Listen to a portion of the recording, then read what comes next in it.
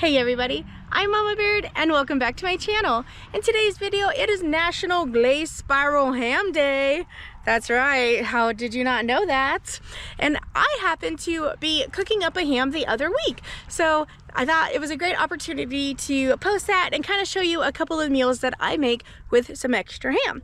The two recipes that I am making are good old-fashioned ham and beans and some ham and cheese sliders. If you're new to the channel, my name is Carolina. Please go ahead and hit that like button, subscribe if you're not already subscribed. Every like, comment, share really helps support me and my channel, and I really appreciate it, guys. All right, let's get into it and let's see how to prepare a glazed ham. All right, guys, I have this ham. It's just a bone-in pre-sliced ham here. So I have it in my Dutch oven pot and I have half a cup of water in there. We're gonna cover it with foil. My oven is set at 300. All right, and then for the ham here, it says to cook 15 minutes per pound. I don't know if that said how much it weighed. We're probably gonna do, I would probably do 2 hours at 300 and then we'll check it. And then we'll make this glaze, we'll put it on top and we'll give it a caramelization. Meanwhile, I'm gonna be cleaning while this is cooking.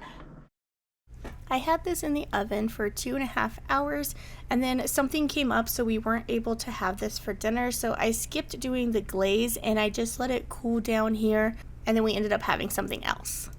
So last night I just put the lid on it and just threw the whole thing in the fridge. You can see this wonderful gelatinized broth. We are going to use that to cook some ham and beans in. But the first thing we're going to do, oh, look at it, is cut some of this up for other servings.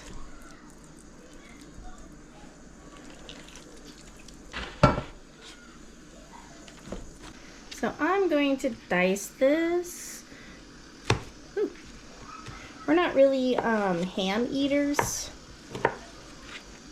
but it definitely has its moments. So I'm just gonna go through and dice as much as I can because we're gonna be using this for like ham fried rice, ham pastas. I got mashed potatoes in the Instapot right now, so we're just gonna have ham, mashed potatoes, probably some kind of carrots. And that's all we're gonna have for tonight. And then I'm gonna get some beans soaking for tomorrow. Make some ham and beans. Look at that. Like that was liquid. And if you heat this up, it becomes liquid. It's so funny. That's good stuff. All right, so I'm gonna dice all this up. So you can see there's a bone right here, so we're just going to try and go around the bone. I'm going to probably leave some on it though, because we're going to use that for our ham and beans. Alright, so you saw that. Let's cut down here. There, hitting some bone. I like to go slowly and just feel around with the knife in my hands to make sure that I'm not cutting into any of the bone. Take your time. It helps that this is pre-sliced because it all just kind of falls off pretty easily. You are going to keep some chunks of meat on that bone, so don't worry about it if it's not perfect, especially since if you're just going to dice it. I'm going to keep some of this sliced for sandwiches, and then the rest of it we're dicing up for different meals throughout the week.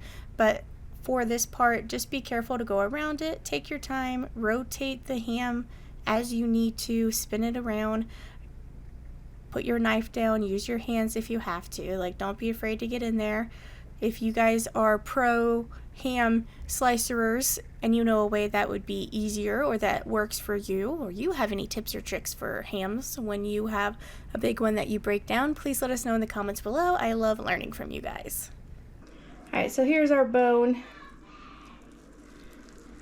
We're going to leave this for our ham and beans. We'll put that back in there. And then this is all the ham that I'm going to chop up. This fat right here, I'm not going to keep. I'm just going to give this to the dogs. They'll like that.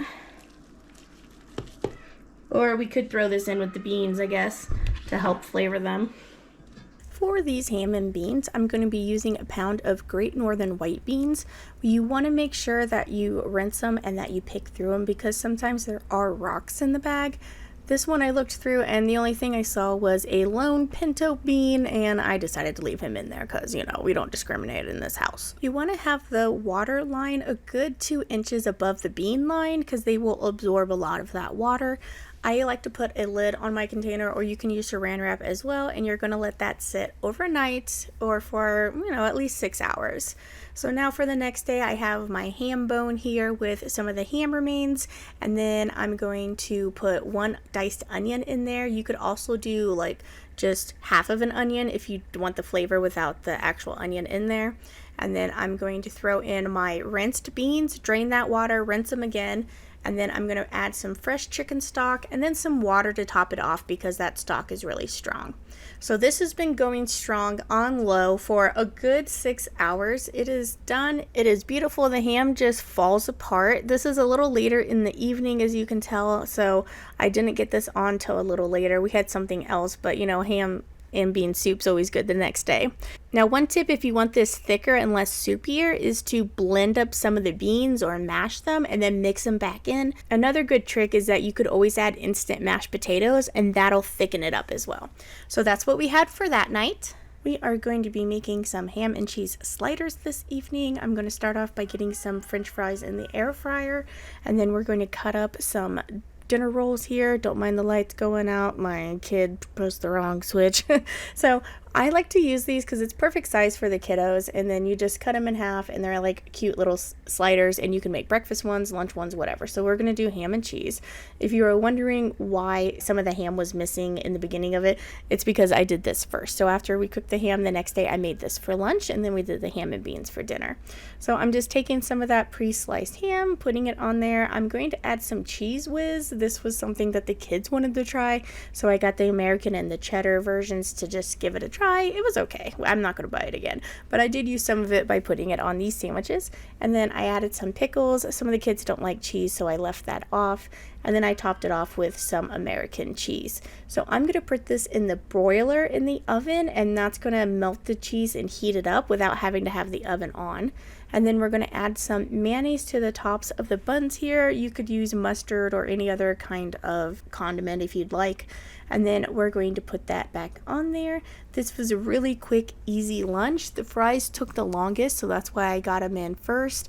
I don't know about the Cheese Whiz, like it was all right, you know. Like I said, I'm probably not going to buy it again, but it's kind of fun, and the kids enjoyed seeing it come from the can and everything like that. So this is a nice, quick, easy sandwiches. I hope you give this a try. Now that I think about it, I guess I didn't really glaze the ham. I just kind of used it as is, but sometimes that's just as good. If you have a good homemade glaze that you would like to share with us, will you please let us know in the comments down below. Well guys, thanks for coming along for National Spiral Ham Day. I also have a list of national days that I'll leave here for you if you would like to check out what other national days are for today. Sweetie Pie thinks you should go for it. All right, thank you so much for watching, guys. I'll catch you next time on Mama Bears.